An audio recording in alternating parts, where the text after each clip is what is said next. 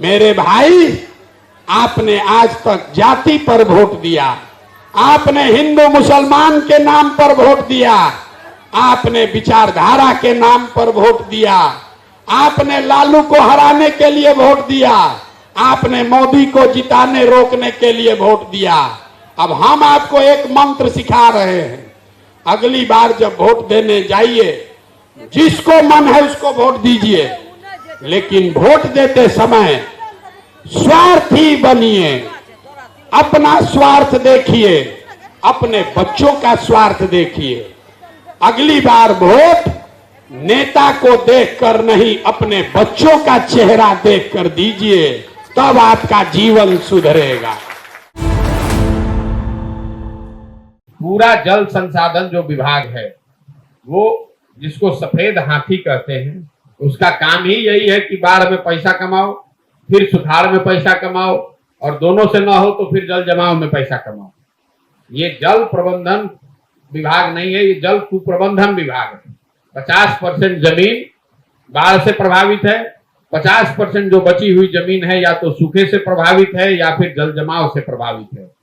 ये सीमांत के बाद की हालत है। सीमांत से पहले जब जाएंगे आप सीमावर्ती चंपारण में, तो वहां जल जमाव के बजाय नदियों, जो नेपाल से नदियां आती हैं, वो नदियों के बहाव में जो परिवर्तन होता है रुख में, वो समस्या है।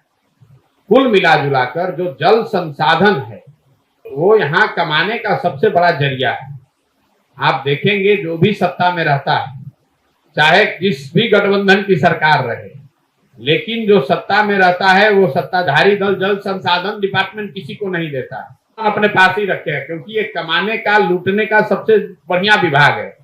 इसलिए कि रोड में अगर चोरी कीजिएगा तो कम से कम लोगों को दिखेगा कि रोड नहीं बना। जल संसाधन ऐसा विभाग है कि बाढ़ आया, बाढ़ के नाम पर हजारों करोड़ रुपए लूट हो गई, आपने बता दिया काम हुआ था, बाढ़ में सब बह गया, अगले साल फिर वही काम। तो ये लूट का फुल प्रूफ डिपार्टमेंट है। 10 सालों में 60 से ज्यादा अलग अलग परीक्षाओं के पेपर बिहार में लीक हुए। जब गिर रहे थे तो न इस पर किसी की जवाब नहीं है। और जो आदमी जब सरकारें है तो सरकार फिर से पूर्ण पाएगा, फिर गिरेगा। पुल गिरने का मल्टीपल रीजन है, ठीक है ना।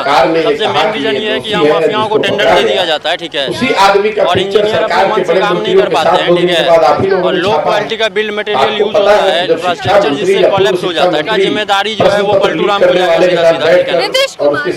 लगातार इतना पुल गिर रहा है, उसके बाद भी एक्शन नहीं लिया जा रहा है। मतलब कि सरकार पूरी तरह से इसका जिम्मेदारी लेनी चाहिए। प्रश्न पत्र लीक होना कोई न्यूज़ चलने वाला है नहीं, बिना प्रश्न पत्र लीक हुए कोई एग्जाम हो जाए तो वो न्यूज़ है। सही से मटेरियल दे नहीं रहा, 10 सालों में 60 से ज्यादा अलग अलग परीक्षाओं के पेपर बिहार में लीक हुए हैं।